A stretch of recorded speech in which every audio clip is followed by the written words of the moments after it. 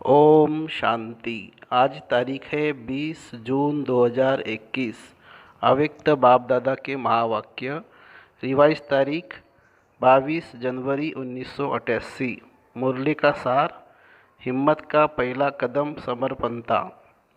ब्रह्मा बाप की जीवन कहानी। आज स्नेह के सागर बाप दादा अपने स्नेही बच्चों को देख हर्षित हो रहे हैं। हर एक स्नेही आत्माओं को एक ही लगन है, श्रेष्ठ संकल्प है कि हम सभी बाप समान बने, स्नेह में समा जाए। स्नेह में समा जाना अर्थात बाप समान बनना।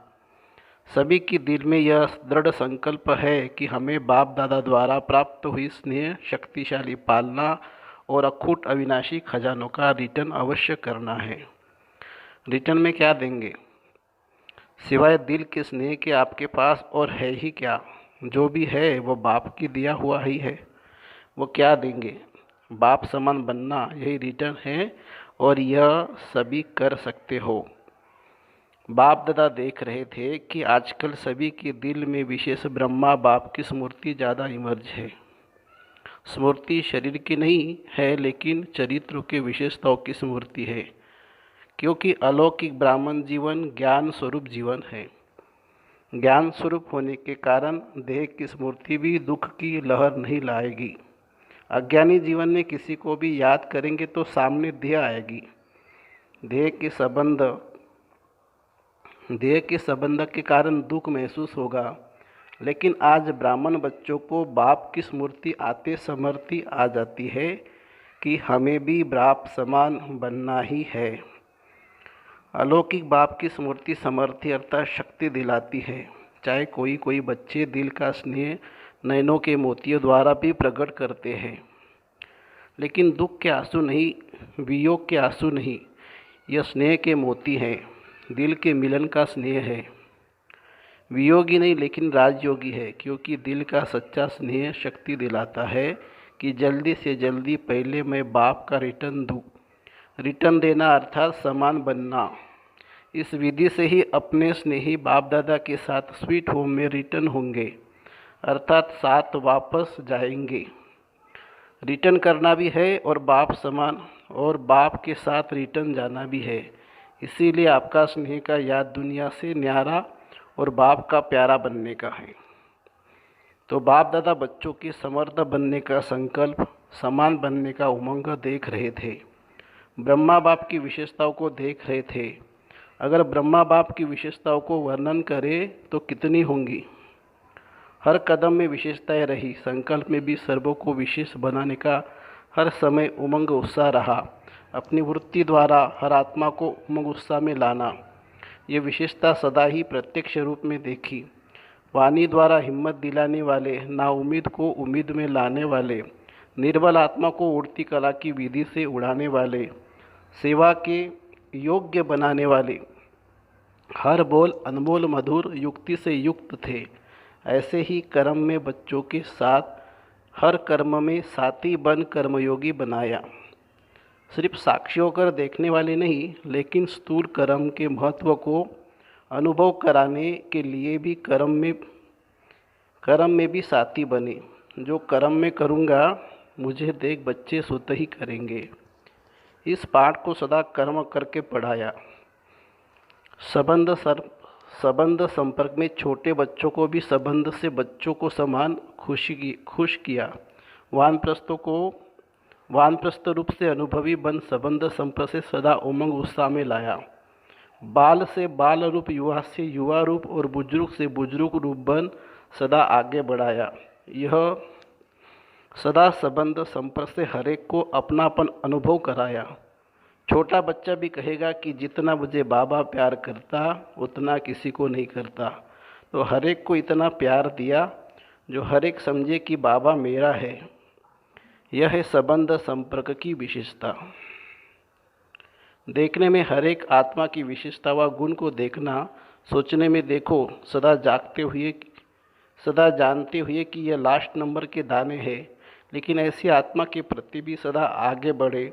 ऐसा हर आत्मा प्रति शुभ चिंतक रहे। ऐसी विशेषताएं सभी बच्चों ने अनुभव की।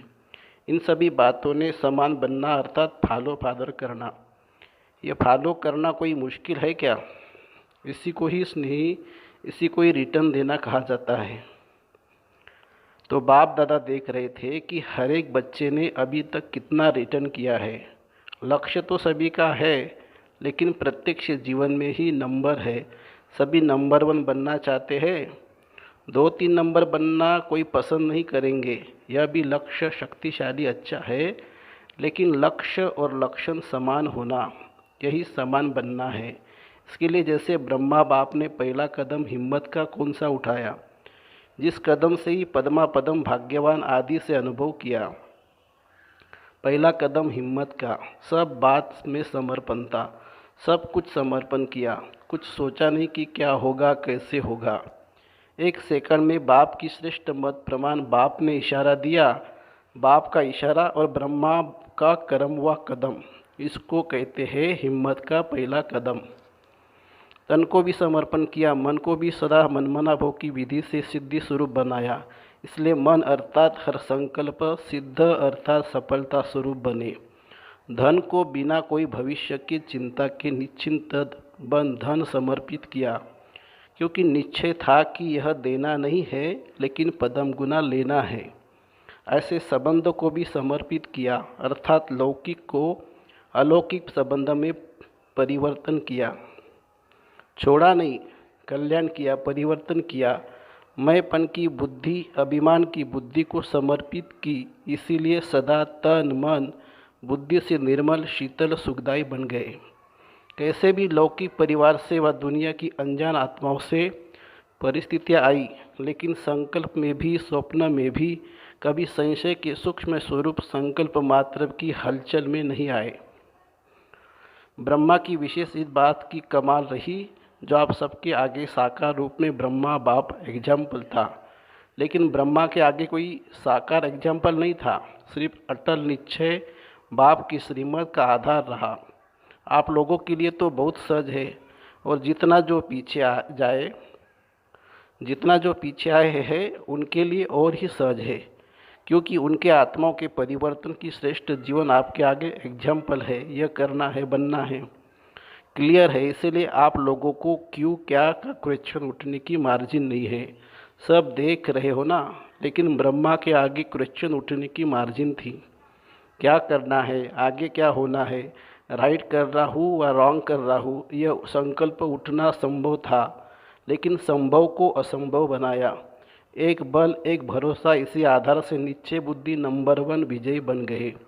इसी समर्पणता के कारण बुद्धि सदा हल्की रही, बुद्धि पर बोझ नहीं रहा, मन निश्चिंत रहा। चेहरे पर सदा ही बेफिक्र बादशाह की चिन्ह स्पष्ट देखे।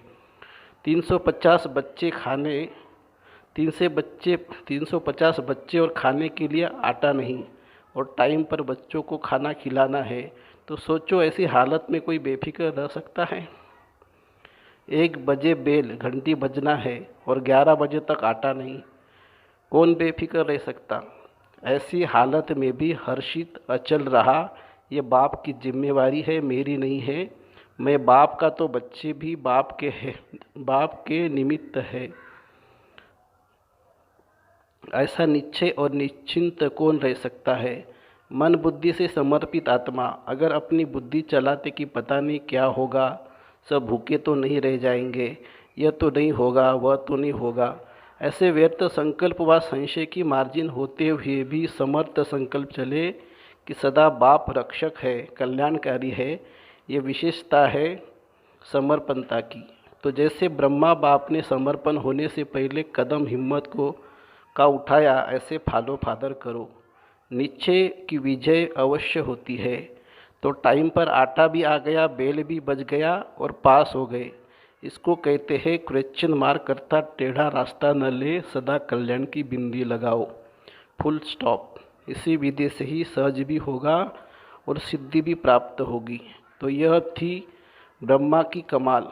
आज पहला कदम सुनाया है, फिक्र के बोझ से बेफिक्र बन जाओ। इसको ही कहा जाता है स्नेह का रिटर्न करना। अच्छा, सदा हर कदम में बाप को फॉलो करने वाले, हर कदम में स्नेह का रिटर्न करने वाले, सदा निश्चय बुद्धि बन निश्चिंत बेफिक्र बादशाह रहने वाले, मन वाणी कर्म संबंध में बाप समान बनने वाले, सदा शुभ चिंतक, सदा हर एक की विशेषता देखने वाले, हर आत्मा को सदा आगे बढ़ाने वाले, ऐसे बाप समान बच्चों को स्नेही बाप के स्नेह संपन्न याद प्यार और नमस्ते। हम रूहानी बच्चों की रूहानी बाप दादा को याद प्यार, गुड मॉर्निंग और नमस्ते बाबा, नमस्ते। पार्टियों से अपने को ऊंचते ऊंच बाप की ऊंचे ते ऊंची ब्राह्मण आत्माएं समझते हो। ब्राह्मण सबसे ऊंचे गाए जाते हैं। ऊंचे की निशानी सदा ब्राह्मण की चोटी दिखाते हैं। दुनिया वालों ने भी नामधारी ब्राह्मणों की निशानी चोटी दिखा दी है। तो चोटी रखने वाले नहीं, लेकिन चोटी की स्थिति में रहने वाले। उन्होंने स्थूल निशानी दिखा दी है, वास्तव में है उचित स्थिति में रहने वाले। ब्राह्मणों को भी पुरुषोत्तम कहा जाता है। पुरुषोत्तम अर्थात पुरुषों से उत्तम, साधारण मनुष्यात्माओं से उत्तम। ऐसे पुरुषोत्तम होना, पुरुष आत्मा को भी कहते हैं श्रेष्ठ आत्मा बनने वाले, अर्थात पुरुषों से उत्तम पुरुष बनने वाले। देवताओं को भी पुरुषोत्तम कहते हैं, क्योंकि देव आत्माएं हैं। आप देव आत्माओं से भी उच्च ब्राह्मण हो। यह नशा सदा रहे। दूसरे नशे के लिए कहेंगे कम करो, रूहानी नशे के लिए बाप कहते बढ़ाते चलो, क्योंकि यह नशा नुकसान वाला नहीं है और सभी नशे नुकसान वाले हैं। यह पढ़ाने वाला है, वह गिराने वाले हैं। अगर रूहानी नशा उतर गया तो पुरानी दुनिया की स्मृति आ जाएगी। नशा चढ़ा हुआ होगा तो नई दुनिया की स्मृति रहेगी। यह ब्राह्मण संसार भी नया संसार है। सतयुग से भी यह संसार अति श्रेष्ठ है। तो सदा इस स्मृति से आगे बढ़ते चलो। दूसरी पॉइंट, सदा अपने को विश्व रचता बाप की श्रेष्ठ रचना अनुभव करते हो। ब्राह्मण जीवन अर्थात विश्व रचता की श्रेष्ठ रचना। हर एक डायरेक्ट बाप की रचना है। ये नशा है। दुनिया वाले तो सिर्फ अनजान बन के कहते हैं कि हमको भगवान ने पैदा किया है। आप सभी भी पहले अनजान होकर कहते थे कि, लेकिन अभी अनजान हो कि हम भी शिववंशी ब्रह्मा कुमार कुमारी है। तो अभी ज्ञान के आधार से समझ से कहते हो कि हमको भगवान ने पैदा किया। हम मुख वंशावली है। डायरेक्ट बाप ने ब्रह्मा द्वारा रचना रची है। तो बाप दादा व माता पिता की रचना हो, डायरेक्ट भगवान की रचना, यह अभी अनुभव से कह सकते हो। तो भगवान की रचना कितनी श्रेष्ठ होंगी। जैसा रचिता वैसी रचना होगी ना। ये नशा और खुशी सदा रहती है।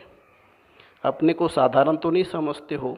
यह राज जब बुद्धि में आ जाता है तो सदा ही रूहानी नशा और खुशी चेहरे पर व चलन में स्वतः ही रहती है। आपका चेहरा देख करके किसी को अनुभव हो कि सचमुच ये श्रेष्ठ रचता की रचना है।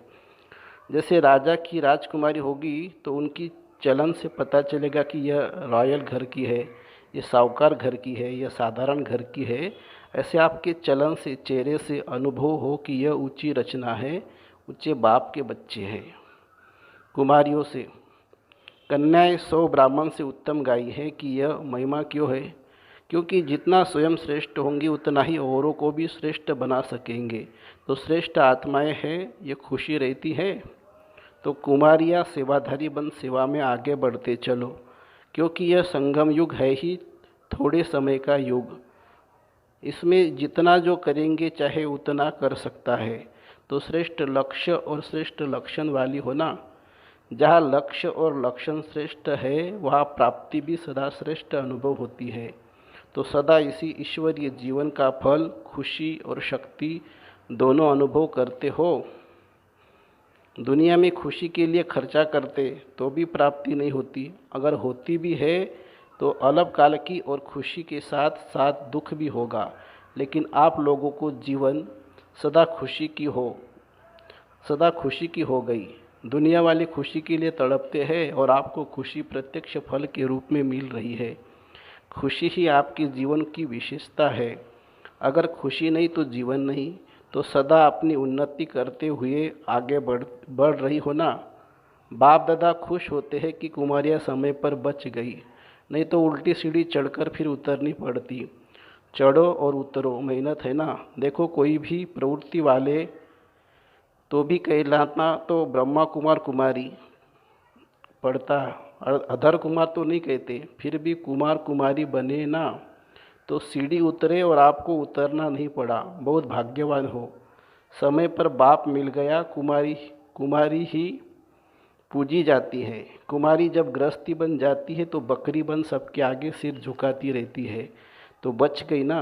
तो सदा अपने को ऐसे भाग्यवान समझ आगे बढ़ते चलो। अच्छा, माताओं से, सभी शक्तिशाली माताएं हो ना, कमज़ोर तो नहीं हो। माताओं से क्या चाहते हैं? एक एक माता जगत माता बन विश्व का कल्याण करे, लेकिन माताएं चतुराई से काम करती है। जब लौकिक कार्य होता है तो किसी न किसी को निमित्त बनाकर निकल जाती, और जब ईश्वरीय कार्य होता तो कहेंगी बच्चे हैं कौन संभालेगा।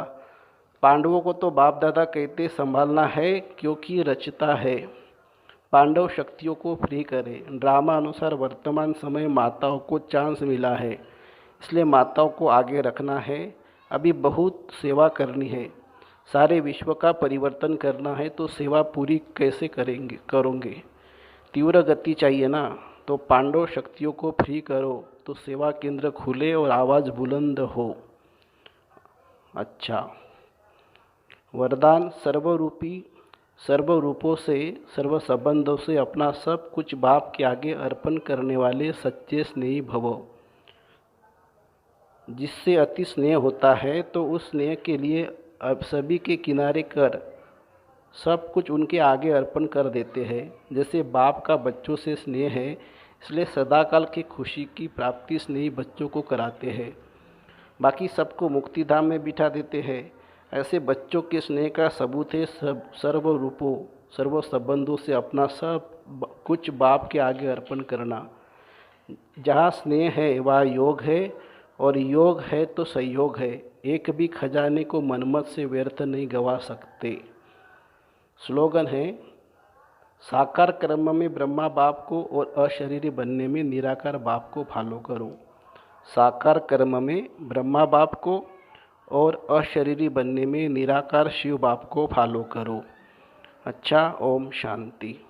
सूचना है, आज मास का तीसरा रविवार अंतर्राष्ट्रीय योग दिवस है। बाबा के सभी बच्चे सायंकाल 6:30 से 7:30 बजे तक विशेष अपने इष्ट देव इष्ट देवी पूज्य स्वरूप में स्थित हो भक्त आत्माओं की पुकार सुने, उपकार करे, रहमदिल दाता स्वरूप में स्थित हो उन्हें सुख शांति की अंजलि देने की सेवा करे। अच्छा, ओम शांति शांति शांति। शुक्रिया बाबा, शुक्रिया, थैंक यू बाबा।